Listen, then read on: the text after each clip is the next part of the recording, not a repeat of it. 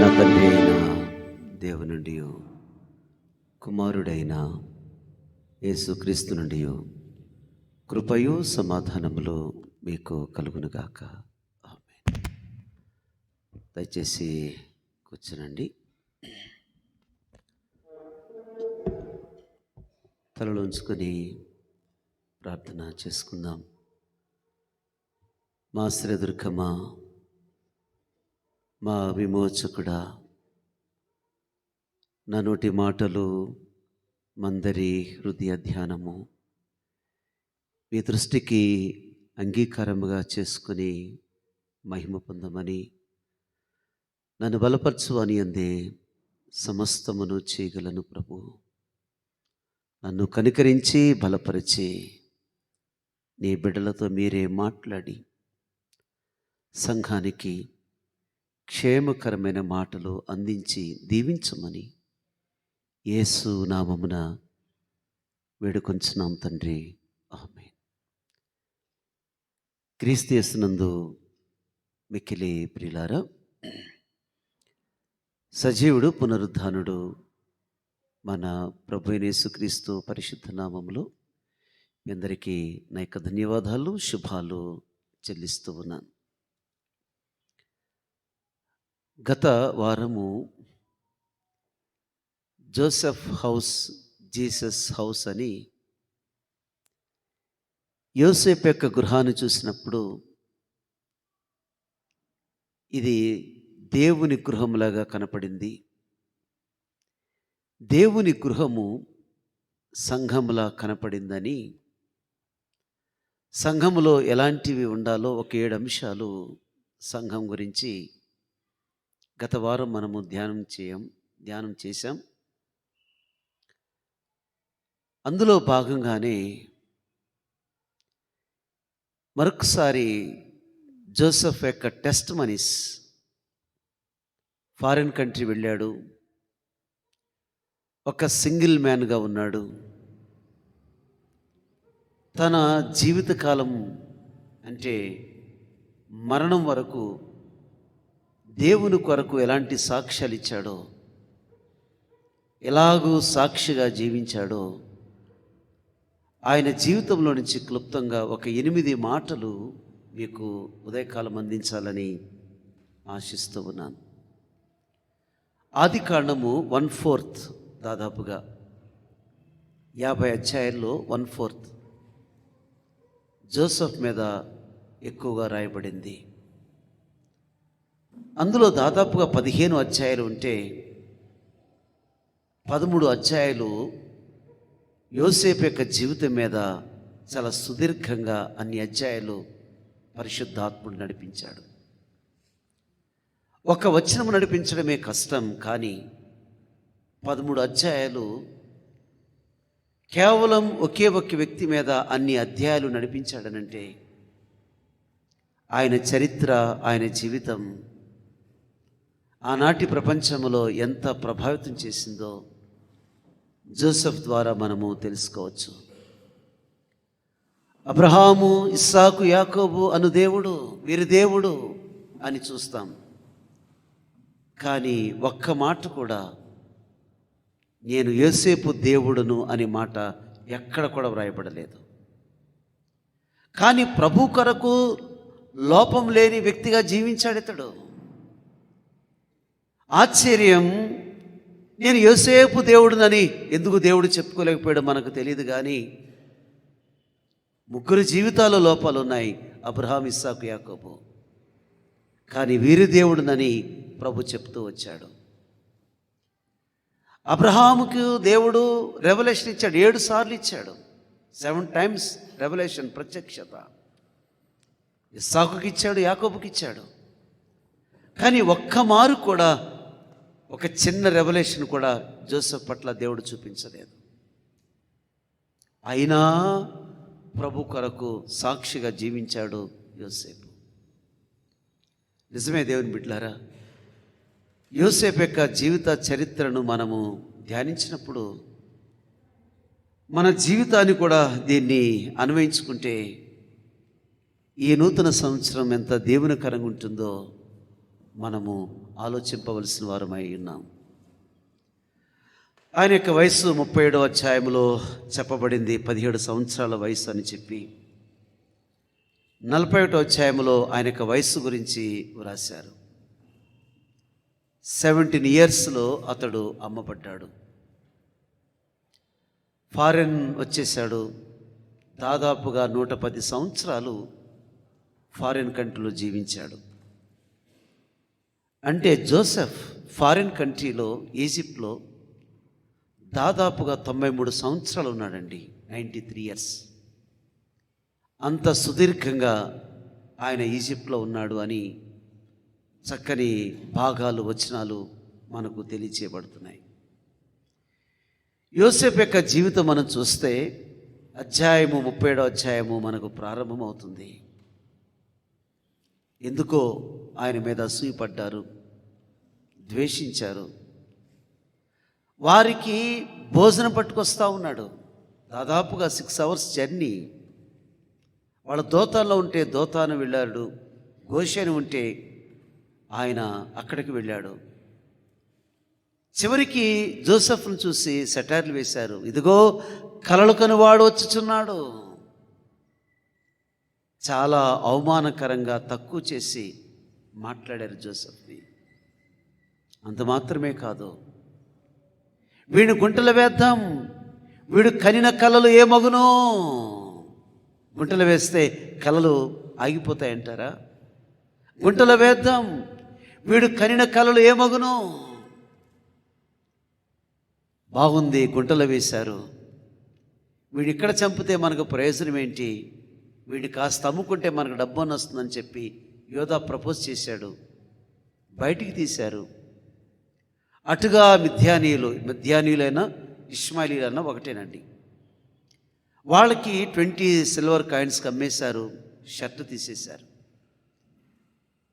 ఒక వ్యక్తి పట్ల ఇంత అమానుష్యంగా వ్యక్తులు ప్రవర్తిస్తారా అనేది మనకు 37వ అధ్యాయం అర్థమవుతుంది.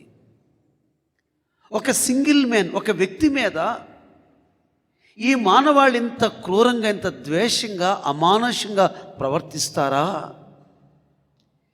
ఇంతగా ఒక వ్యక్తికి అన్యాయం జరుగుతున్నప్పుడు దేవుడు ఏమయ్యాడు? దేవుడు నియంత్రించవచ్చు కదా, దేవుడు ఆపచ్చు కదా. అసలు దేవుడు అనేవాడు ఉన్నాడా అనే సందేహం 37వ అధ్యాయం చదివినప్పుడు మనకు అర్థమవుతుంది.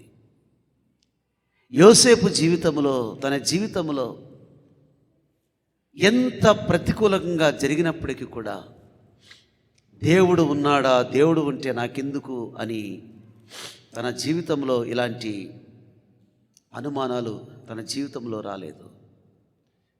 దేవుని కొరకు నిలబడ్డాడు, దేవుని కొరకు జీవించాడు. అమ్మబడితే అమ్మబడ్డాడు, షర్ట్ విప్పితే విప్పించుకున్నాడు. తిరిగి ఆయన ఈజిప్ట్కి వెళ్ళిపోయాడు.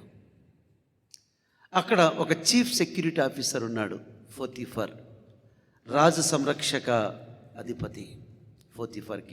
ఫరోకి ఒక పనివాడుగా అమ్మబడ్డాడు. ఇంట్లో పశువుల దగ్గర పనిచేస్తూ ఉన్నాడు. కొంతకాలం తర్వాత పోతీఫర్ ఇంట్లోకి తీసుకున్నాడు. అయితే 39వ అధ్యాయం చదివేటప్పుడు యోసేపును చూచినప్పుడు, ఒక అన్యుడైనటువంటి పోతీఫర్ ఆ మాట ఉంటుంది, ఆయన చూచినప్పుడు యెహోవా అతనికి తోడై ఉండునని, అందుచేత నేను వర్ధిల్లుతున్నానని అన్యుడైనటువంటి, భక్తిహీనుడైనటువంటి పోతీఫర్కి అర్థమైంది. తన పొలంలోనేమి, ఇంటిలోనేమి ఆశీర్వాదాలు పెరుగుతూ ఉన్నాయి. ఆశీర్వాదాలు పెరుగుటకు ముఖ్యమైన వ్యక్తి ఎవరనంటే యోసేపునకు దేవుడు తోడై ఉన్నాడు కాబట్టి ఆయన ద్వారా ఆశీర్వాదం నాకు ట్రాన్స్ఫర్ అవుతుందని గ్రహించాడు. నిజమే, మనమందరం కూడా ఆశీర్వాద వారసులగుటకే దేవుడు మనల్ని పిలిచాడు.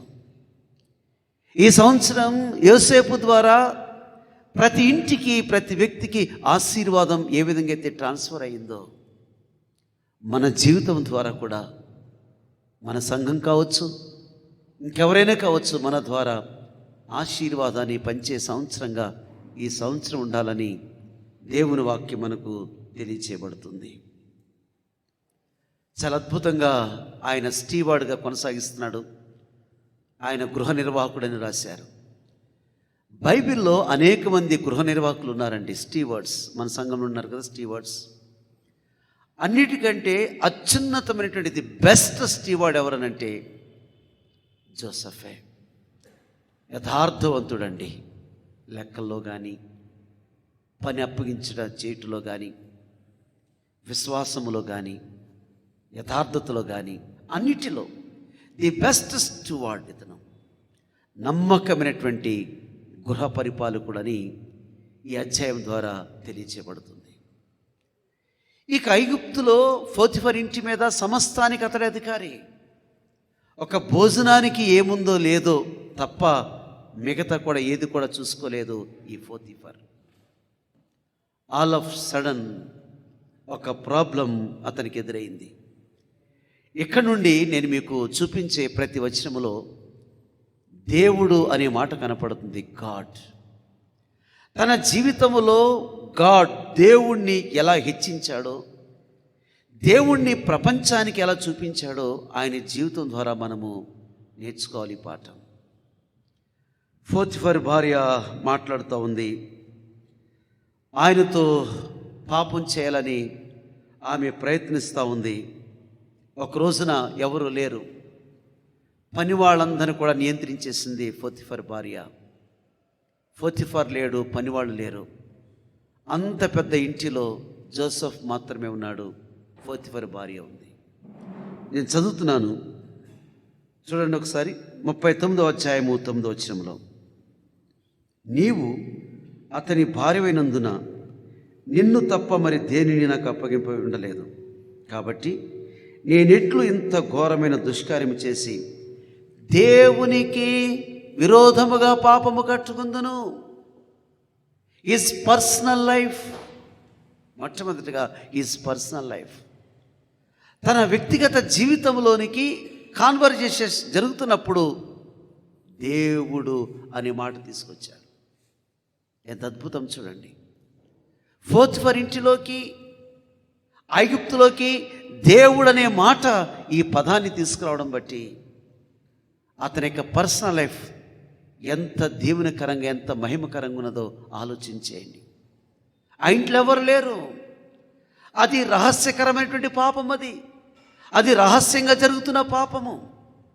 అలాంటి పరిస్థితులలో ఆయన అంటున్నాడు, ఎంత విరోధమైనటువంటి పాపము, ఇది దుష్కార్యము, ఇది ఘోరము అని దేవుడు అనే మాటను సంబోధిస్తూ ఉన్నాడు. మన జీవితంలో కూడా ఇలాంటి పరిస్థితులు ఎదురైనప్పుడు దేవుడు అనే మాటను తీసుకుని వచ్చాడు. నా యజమానుడు నిన్ను అప్పగించలేదు అని అంటున్నాడు. Sin against master. నా యజమానుడు నిన్ను నాకు అప్పగించలేదు. నా యజమానునికి విధి విరోధమైన పాపం, సిన్ ఎగెనెస్ట్ మాస్టర్. నీ భర్తకు విరోధమైన పాపము, నా యజమానుడికి విరోధమైన పాపము. సిన్ ఎగెనెస్ట్ మ్యారేజ్, వివాహ చట్టానికి వ్యతిరేకమైనది. ఆమె వివాహితురాలు, ఈయన అవివాహితుడు. Sin against master, sin against marriage. ఇది వివాహ చట్టానికి, క్రైస్తవ వివాహ చట్టానికి ఇది చాలా వ్యతిరేకమైనది అని చెప్తున్నాడు. It is against God. ఇది దేవునికి విరోధమైనదని చెప్తా ఉన్నాడు. ఇట్ ఈజ్ ఎగెనెస్ట్ గాడ్, దేవునికి విరోధమైనది. ఎంత అద్భుతంగా ఆయన జవాబిచ్చాడు.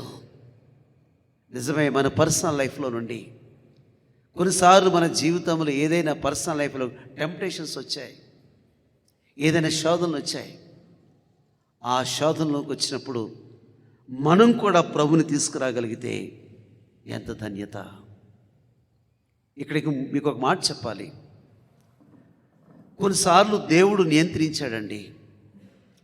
అబ్రహాము శారా విషయంలో చెప్పాడు, నా చెల్లెలని. తర్వాత విషయం అర్థమైపోయింది. అప్పుడు ఫరోతో దేవుడు అన్నాడంటే, don't touch me, don't touch. ఆమె మరొకరి భార్య అని దేవుడు అడ్డగించాడు. ఫరోను ముట్టనివ్వలేదు శారాని. అదేవిధంగా ఇస్సాకు విషయంలో రెబెక్క చెల్లెలని చెప్పాడు. అబీమెలెకు రాజింటికి తీసుకురాబడ్డాడు. అబీమెలెకు జాగ్రత్త, డోంట్ టచ్, ఆమెను ముట్టవద్దు అని చెప్పాడు. మరి ఇప్పుడు దేవుడు ఈ పోతీఫర్ భార్యకి చెప్పొచ్చు కదా, డోంట్ టచ్, అతడు నా భక్తుడు, నా సేవకుడు, అతన్ని ముట్టకూడదని చెప్పొచ్చు కదా. దేవుడు చెప్పలేదు. అక్కడ ఫరోతో చెప్పాడు ముట్టవద్దని, శారా విషయంలో, రెబ్కా విషయంలో చెప్పాడు ముట్టవద్దని. మరి ఈయన విషయంలో ప్రభు చెప్పవద్దా అంటే చెప్పలేదు. కొన్నిసార్లు మన పర్సనల్ జీవితాన్ని దేవుడు చూస్తాడండి, కొన్నిసార్లు నియంత్రించడు. నియంత్రించకుండా మన యొక్క వ్యక్తిగత జీవితం ఎలా ఉంది అనేది ప్రభు చూస్తూ ఉంటాడు. నిజమే, తన 17 ఏళ్ల వయసులో అపవిత్రత అనేది తనకు చోటు చేసుకోలేకపోయింది. మొట్టమొదటగా అపవిత్రత అనేది కళ్ళ ద్వారా ప్రవేశిస్తుందండి. అపవిత్రత డైరెక్ట్ రాదు. అపవిత్రత ఎప్పుడు కూడా కళ్ళును బట్టి, మొబైల్ కావచ్చు, ఏదైనా చూపులు కావచ్చు. అపవిత్రత అంతా కూడా ముందు కళ్ళుతో ప్రారంభమవుతుంది, తర్వాత దేహం అంతా ఉంటుంది. అందుకే అన్నాడు యేసుప్రభు వారు, నీ కన్ను చెడినదైతే నీ దేహం అంతా కూడా చెడిపోతుంది. కాబట్టి దేహము బాగుండాలంటే కన్నును రిస్ట్రిక్ట్ చేయి, కన్నును తీసే, కన్నును పెరికే అని యేసుప్రభు వారు అంత స్పష్టంగా గంభీరంగా ఆ మాట తెలియచేశారు. నిజమే, ఉదయకాలం దేవుని బిడ్డలారా, మన పర్సనల్ లైఫ్, మన జీవితం ఇంకా ఆశీర్వాదకరంగా ముందుకు వెళ్ళాలి అంటే, మన జీవితం దేవుడు ఆశించినటువంటి స్థితిలో గొప్ప స్థితులకు వెళ్ళాలనంటే మన personal life very very important. మన వ్యక్తిగత జీవితం చాలా జాగ్రత్తగా కాపాడుకోవాలి. పౌలు అదే తిమోతికి చెప్తున్నాడు, జాగ్రత్త తిమోతి, నీ ప్రవర్తన నువ్వు ప్రవర్తనలోను మాటలోను మాదిరిగా ఉండాలి. తిమోతి, నువ్వెంత బోధకుడు అయినా, ఎంత గొప్పవాడైనప్పుడు కూడా తిమోతి, దైవజనుడు తిమోతి, నీ ప్రవర్తన తిమోతి, యవనేచ్ఛలకు నువ్వు దూరముగా పారిపోము, దూరముగా ఉండము, అపవిత్రతకు దూరముగా ఉండము. దేవుని బిడ్డలారా, ఆమె యొక్క జీవితంలో రెచ్చిపోయిందండి ఎప్పుడైతే దేవుడు అనే మాట అన్నాదో. ఎందుకంటే ఈజిప్ట్ వాళ్ళకి కామన్, అది వాళ్ళకి 2000 మంది దేవుడు ఉన్నారండి. ఫరో తప్ప 2000 మంది దేవుడు ఉన్నారు. ఫరో కూడా ఒక దేవుడు. ఆ మంది who is God, oh fool young fellow, ఎవడురా దేవుడు అని ఆమె బిగ్గరగా అడిగింది. హూ ఈజ్ గాడ్, ఎవడురా దేవుడు, oh young man, oh fool, ఎవరు దేవుడు, what nonsense are you talking, ఏం మాట్లాడుతున్నావు. శృతి మించింది. తన షర్టును ఆమె చేతిలో పెట్టి ఆయన వెనకకి పారిపోయి చాడినట్టుగా తెలియచేయబడుతుంది. నిజమే దేవుని బిడ్డలారా, ఈ లోకంలోకి మన పర్సనల్ జీవితం ఫుల్ కింద కనపడచ్చు, వెర్రివాళంగా కనపడచ్చు. కానీ రహస్యమందు చూచుచున్న దేవుడు మనకు ప్రతిఫలం ఇవ్వాలంటే మన పర్సనల్ లైఫ్ మీద మన జీవితం ఆధారపడిందండి. ఉన్నతమైన స్థితికి రావాలన్నా, కిందకి పడిపోవాలన్నా, మన యొక్క స్పిరిచువల్ లైఫ్ కాకుండా పర్సనల్ లైఫ్ సరిగ్గా పెట్టుకోకపోతే ఇంకెక్కడున్న వాళ్ళం అక్కడికే ఉండిపోతాం, ముందుకు సాగాం. ఇది పర్సనల్ లైఫ్. మన జీవితంలో అలాంటి పర్సనల్ లైఫ్ను జాగ్రత్తగా భద్రపరచుకోవాలని దేవుని వాక్యం మనకు జ్ఞాపకం చేస్తుంది. ఇక చెరసాలలో వేయబడ్డాడు. తప్పు చేయనందుకే చెరసాల వేయబడ్డాడు. అయినా దేవుని యొక్క కార్యము యోసేపు పట్ల జరిగిస్తూ ఉన్నాడు. 40వ అధ్యాయములో ఎందుకో తెలీదు, పానదాయకుల అధిపతి, భక్ష్యకారుల అధిపతిని కూడా ఏం చేశారంటే జోసెఫ్ ఉన్నటువంటి ప్రిజన్లో వారిని అరెస్ట్ చేసి వేశారు. బేకర్ని, బట్లర్ అంటే ఆయన రొట్టెలు చేసాడు, భక్ష్యకారుడు. రాజుగారికి ఏ పిండి వంటలు కావాలో టైం ప్రకారంగా చేసేవాళ్ళే, వాళ్ళకి అధిపతి బేకర్. రాజుగారికి ఎలాంటి జ్యూస్ కావాలో ఆ జ్యూస్ ఇవ్వాలి. అందుకే పానదాయకుల అధిపతి, భక్ష్యకారుల అధిపతి. దేవుని యొక్క ప్లాన్ ఎంత గొప్పదో ఆలోచించేయండి. అసలు ఇలాంటి అధిపతులను, ఇలాంటి పాపం చేసే, అంటే యోసేపు పాపం చేయలేదు, కానీ ఇలాంటి ప్రెజర్కి పంపించకూడదు. దేవుని కార్యం చూసారా? దేవుడు జోసెఫ్ ఉన్న ప్రిజన్కి దేవుడు పంపిస్తూ ఉన్నాడు. అదేనండి సమస్తము సమకూడి అంటాం కదా. కొన్నిసార్లు నా పర్సనల్ లైఫ్ని ఇంత జాగ్రత్తగా పెట్టుకున్నప్పుడు నా జీవితంలో ఇంత భిన్నంగా జరిగాయి ఏంటని కొన్నిసార్లు ఆందోళన పడుతూ ఉంటాం. కానీ ఇక్కడ దేవుడు ఆశ్చర్యకరంగా వెనక నుండి పంపిస్తూ ఉన్నాడు, వెనక నుండి పనిచేస్తూ ఉన్నాడు. ఆయన ఉన్న ప్రిజన్లోనికే పంపించాడు. ఇద్దరు వ్యక్తులను పరిచయం చేసుకున్నాడు. ఇక్కడ 4వ వచనం అంటున్నాడు, అతడు వారికి ఉపచారం చేశాను. రెండవది మినిస్ట్రీ లైఫ్. ఏమండి ఎవరు తప్పు చేశారు? వీళ్ళిద్దరు తప్పు చేశారు. యోసేపు ఎలాంటి తప్పు చేయలేదు. అయినప్పటికీ కూడా యేసు ప్రభు లాంటి మనసు ఆయన వారికి ఉపచారము చేశాను. చాలా ప్రాముఖ్యమైనది. దేవుని పిల్లలు పిలవబడింది ఉపచారం చేయటానికే. దేవుడు మనకు అవకాశం ఇచ్చినప్పుడు సంఘానికైనా ఉపచారం చేయొచ్చు, మన పనిచేసే వర్క్ ప్లేస్లో కూడా మనం ఉపచారం చేయొచ్చు. ఉపచారం అనేది దేవుని ఆశీర్వాదం, అది అందరికీ దొరకదు. ఉపచారం చేయించుకోవడం కాదు, ఉపచారము చేయటం.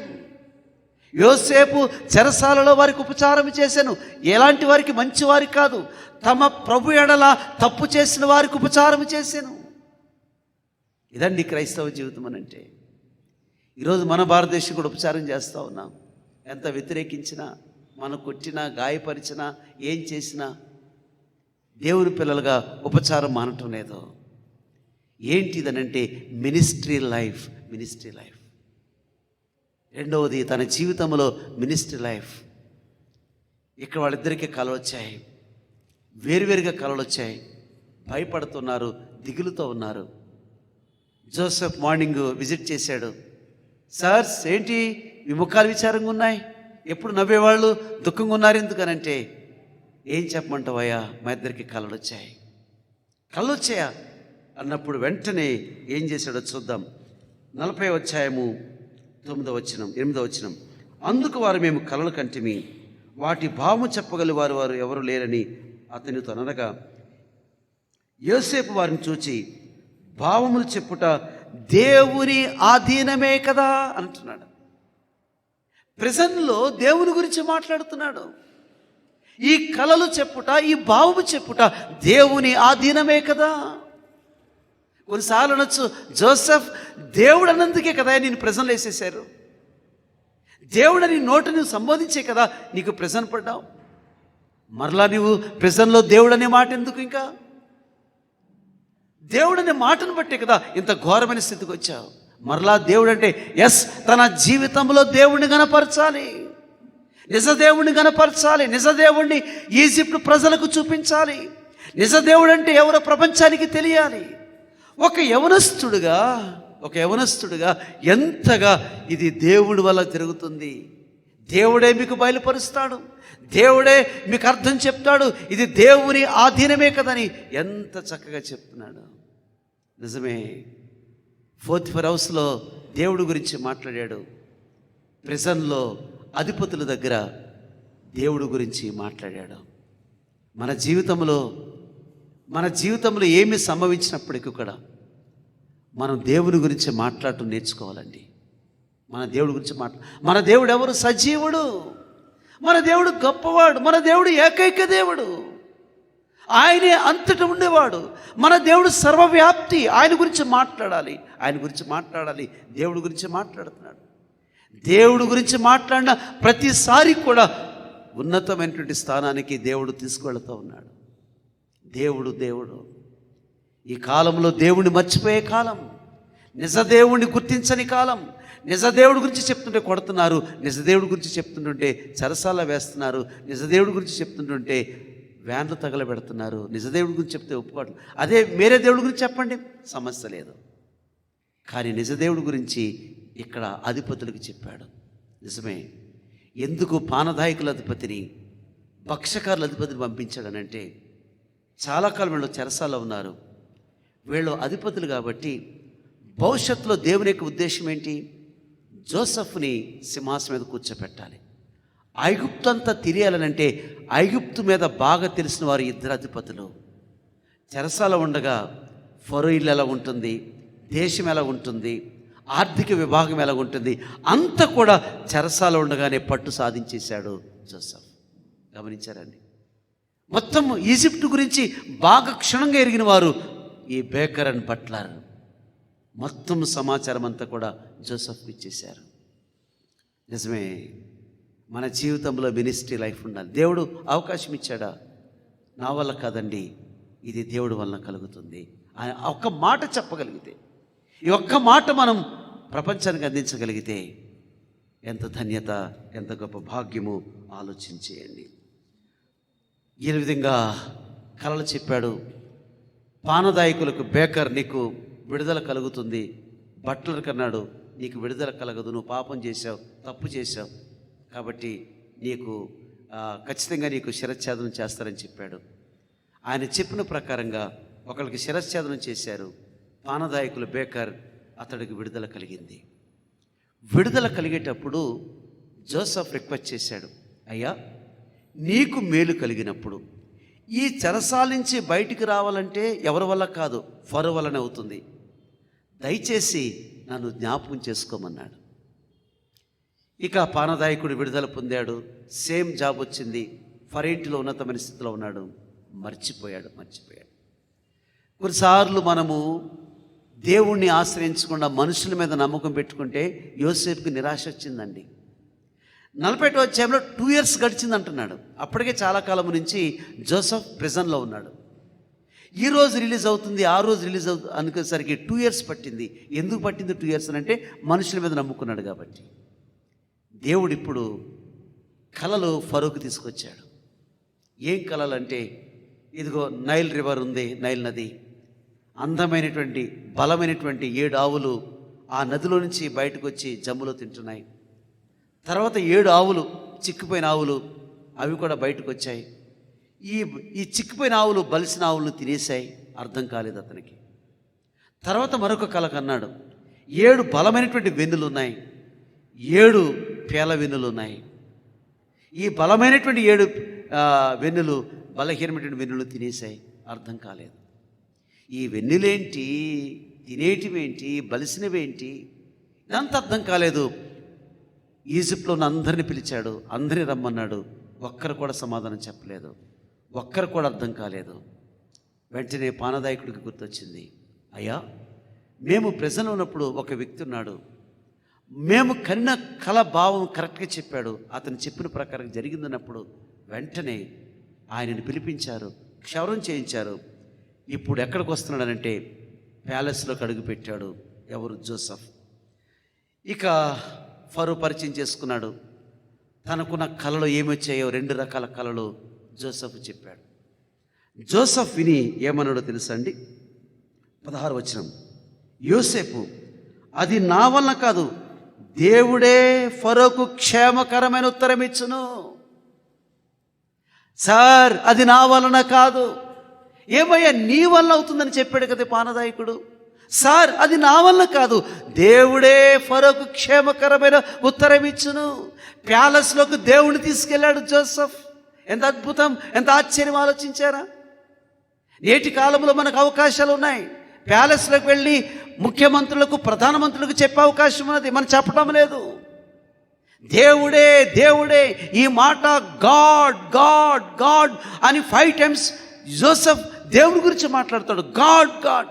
అసలు ఫరోలో ఎవడ్రా గాడు? ప్రపంచానికి నేనే గాడ్ అని చెప్పాలి.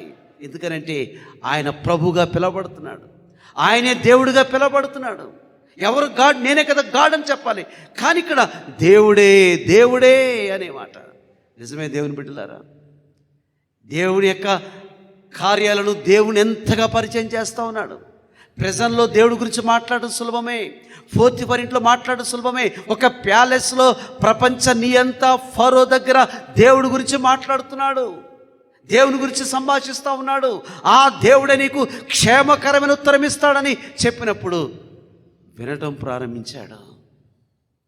అతడు గుర్తించాడు, ఈయనకు మామూలు ఆత్మ కాదు, ఇతనికి దేవతల ఆత్మలు కలిగిన వాడు, ఇతడు జ్ఞాన వివేకం కలిగిన వాడని ఫరో గుర్తించాడు. నిజమే దేవుని బిడ్డలారా, ఇవాంజలికల్ లైఫ్ థర్డ్ది. ఒకటి పర్సనల్ లైఫ్లో దేవుడు చూపించాడు, రెండవది మినిస్ట్రీ లైఫ్లో దేవుడు చూపించాడు, మూడవది ఇవాంజలికల్ లైఫ్. మనది కూడా ఇవాంజలికల్ చర్చ్. మన సువార్థీకరణ మనం జరిగించాలి. అవసరం వచ్చిందా, సమయం వచ్చిందా, మన సంఘం గురించి మనం చెప్పాలి. అదే కదా మన పేరేమో సువార్థీకరణ, గ్రేస్ ఎవాంజలికల్. సువార్థీకరణ సువార్త లేదు మనకి. కనీసం మన సంఘం గురించి కూడా ప్రక్కవారు కూడా చెప్పలేకపోతున్నాం, సువార్త చేయట్లేకపోతున్నాం. Evangelical life. దేవుని గురించి చెప్పాడు, దేవుణ్ణి పరిచయం చేశాడు. ఎప్పుడైతే దేవుని గురించి చెప్పాడో, ఎప్పుడైతే సువార్త చెప్పాడో, అక్కడి నుంచి తన జీవితం మారిపోయింది. అప్పటి వరకు యోసేపు ఒక ఆత్మీయ వ్యక్తి. ఇప్పుడు మెడలో బంగారు గొలుసు వేశాడు. ఈజిప్ట్ యొక్క ఆ రాజముద్ర కలిగినటువంటి బంగారు ఉంగరం పెట్టాడు. ఫరో రెండవ రథం ఇచ్చి ఉన్నతమైన స్థితికి తీసుకొచ్చాడు. నిజమే దేవుని బిడ్డలారా, మన జీవితంలో ఎక్కడ ఉన్నా, ఏ ఫారిన్ కంట్రీలో ఉన్నా, ఎక్కడున్నా, మన జీవితంలో దేవుడు దేవుడు దేవుడు దేవునితో నింపబడగలిగితే, ఈ సంవత్సరం అంతా కూడా దేవుడితో నింపబడగలిగితే, మనం వాచ్ సర్వీస్లో కూడా చెప్పాను, దేవుణ్ణి ప్రేమించండి, దేవుణ్ణి ప్రేమించండి. మోషే అదే చెప్పాడు. అరణ్యంలో ఉన్నారు, యెహోవా కన్నులు సంవత్సరాది మొదలుకొని సంవత్సరాంత వరకు మీ మీద నిలిచి ఉండాలంటే ప్రభును ప్రేమించండి, ప్రభును ప్రేమించండి, దేవుని ప్రేమించండి, దేవుని గురించి మాట్లాడండి, దేవుని గురించి మాట్లాడండి. మనుషుల గురించి మాట్లాడద్దు, ఎవరి గురించి మాట్లాడద్దు, దేవుని గురించి మాట్లాడాలి. ఆయన సజీవుడు, ఆయన పునరుద్ధానుడు, ఆయన గురించి మాత్రమే మనం మాట్లాడాలి. దేవుని బిడ్డలని సంవత్సరం దేవుడు దేవుడు అనే మాట. ఇవాంజలికల్ లైఫ్ ఎంత చక్కగా దేవుని గురించి మాట్లాడుతున్నాడు చూడండి. అది నా వలన కాదు, దేవుడే దేవుడే దేవుడే. ఎంత అద్భుతం అండి. ఒక ప్యాలెస్లో దేవుని గురించి చెప్పడం. మనకు అవకాశం వస్తే మనం కూడా ఖచ్చితంగా మోడెదుట చెప్పగలుగుతాం.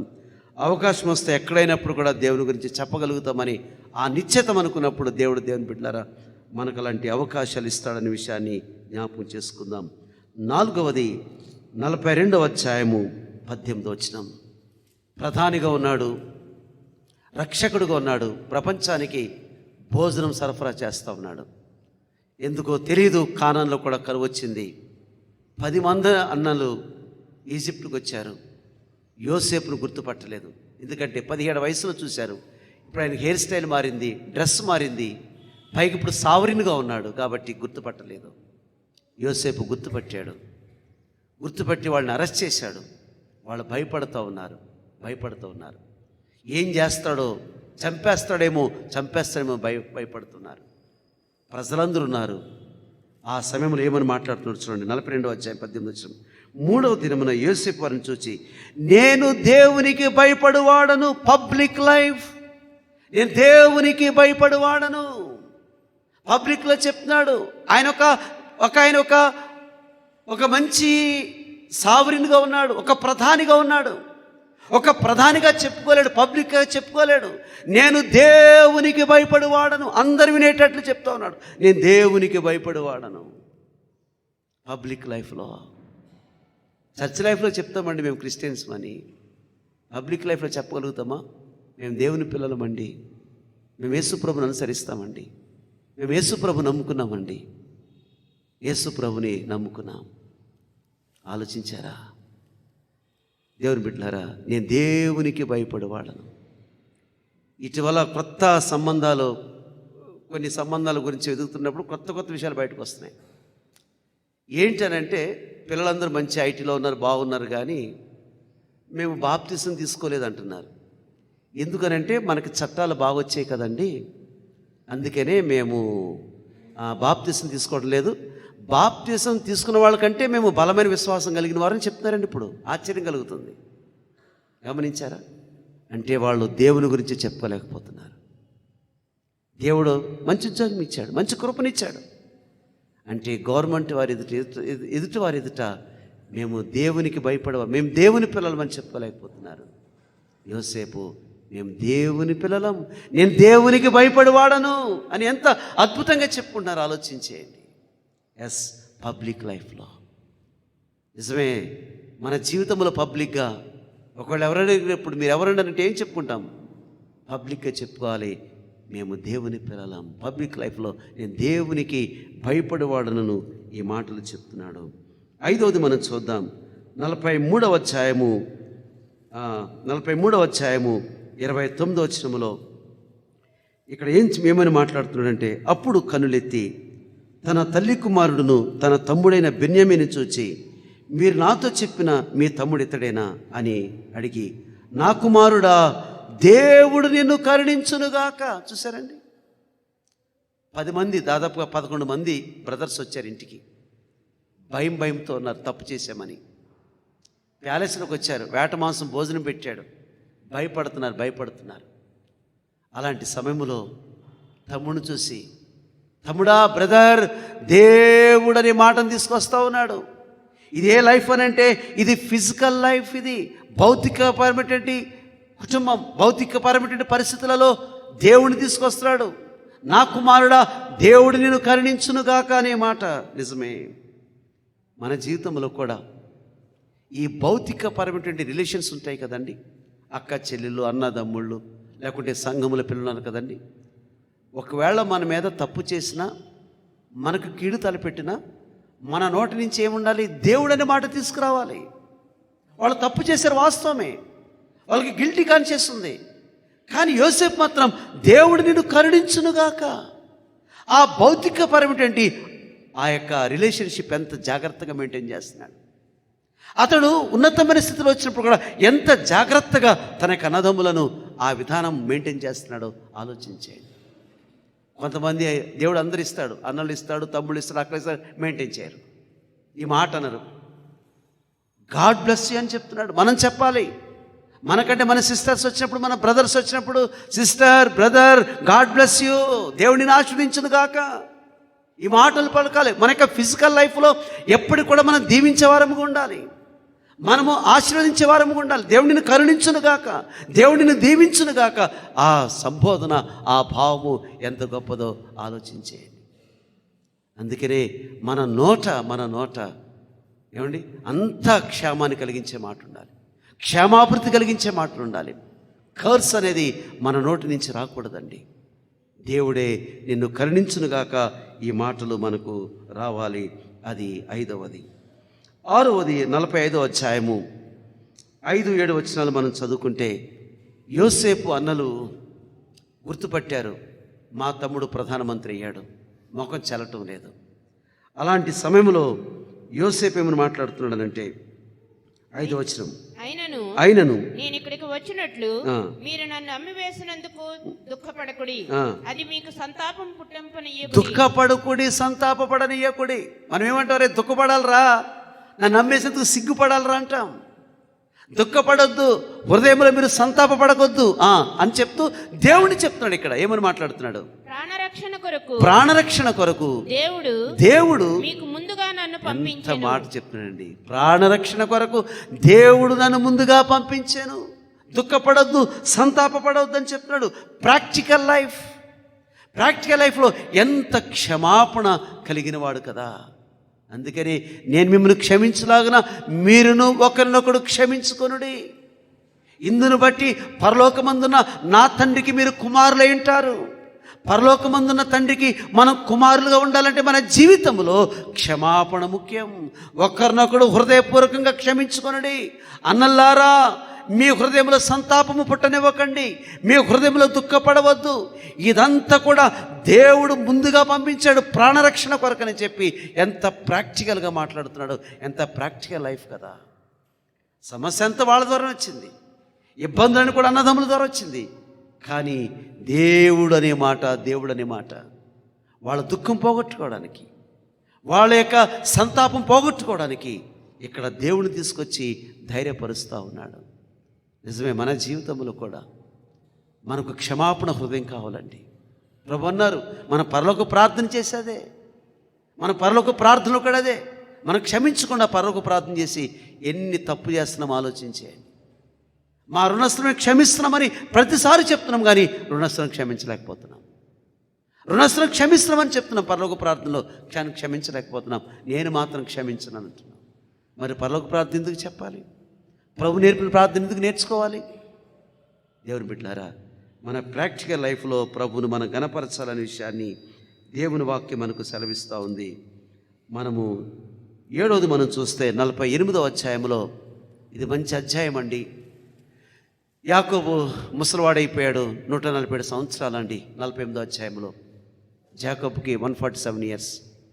కుమారుడు ప్రైమ్ మినిస్టర్, కుమారుడు వయసు 56 ఇయర్స్. తండ్రి చనిపోతాడని తెలుసుకోగానే వెంటనే తన 2 కుమారుల్ని వెంట పెట్టుకుని వచ్చాడు. ఇక తండ్రి బలం తెచ్చుకుని మాట్లాడుతూ ఉన్నాడు. ఏం జరిగిందో చూద్దామండి. ఇక్కడ తండ్రి కుమారుల దగ్గర కాన్వర్జేషన్ చూద్దాం. 48వ అధ్యాయము 8వ వచనం. ఇశ్రాయేలు యోసేపు కుమారులను చూచి, ఇశ్రాయేల్ అంటే యాకోబు అండి. యాకోబుకు మరొక పేరు ఇశ్రాయేలు. యాకోబు యోసేపు కుమారులను చూచి వీరెవరని అడుగగా, ఎందుకంటే ఆయనకేముంది, యాకోబుకి మంద దృష్టి ఉంది, ముసలివాడైపోయాడు కదా. ఇస్సాకు కూడా ఏముంది, ఇస్సాకు కూడా ఏముంది, మంద దృష్టి ఉంది కదా, తడుముతున్నాడు అనమాట. ఇప్పుడు ఇస్సాకుకి మంద దృష్టి ఉంది, యాకోబు కూడా తెలియటం లేదు. ఈ ప్రాబ్లము పిల్లలు మోసం చేస్తున్నారని చెప్పి ఇప్పుడు తల్లిదండ్రులు క్యాటరాక్ట్ ఆపరేషన్ చేసుకుంటున్నారండి. ఎందుకంటే అమ్మో వీళ్ళ దగ్గర పెట్టుకుంటే చాలా కష్టం అని చెప్పి వాళ్ళు ఎంత డబ్బు ఖర్చు అయినా కానీ కళ్ళు మాత్రం జాగ్రత్త పెట్టుకుంటారు. డబ్బు లెక్క పెట్టుకోరు కదా, ఇవన్నీ మళ్ళీ ఒకటి ఇచ్చి ఒకటే ఇవ్వపోతాయేమో అని చెప్పి. అప్పుడు లేవు కాబట్టి మోసపోయారు పిల్లలతోనూ. ఇప్పుడు మోసపోయే పరిస్థితి లేదు. అందుకని ఇక్కడ అంటున్నాడు యాకోబు, వీళ్ళెవరు చదవమ్మా. యోసేపు వీరు నా కుమారులు, వీరు నా కుమారులు. తండ్రి అడుగుతున్నాడు వీరెవరని చెప్పి. వీరు నా కుమారులు, వీరిని ఈ దేశమందు దేవుడు నాకు అనుగ్రహించెనని. దేవుడు చూడండి, ఫ్యామిలీ లైఫ్లోకి దేవుడు తీసుకొస్తా ఉన్నాడు. ఫ్యామిలీ లైఫ్లోకి దేవుడు నాకు అనుగ్రహించిన పిల్లలని చెప్తున్నాడు. ఈ దేశమందు. ఎంత అద్భుతమైన మాట ఏమండి. వీరి ఎవరి పిల్లలంటే ఏమంటాం, మా పాప పిల్లలండి అని అంటాం, వీళ్ళు నా పిల్లలేనని అంటాం.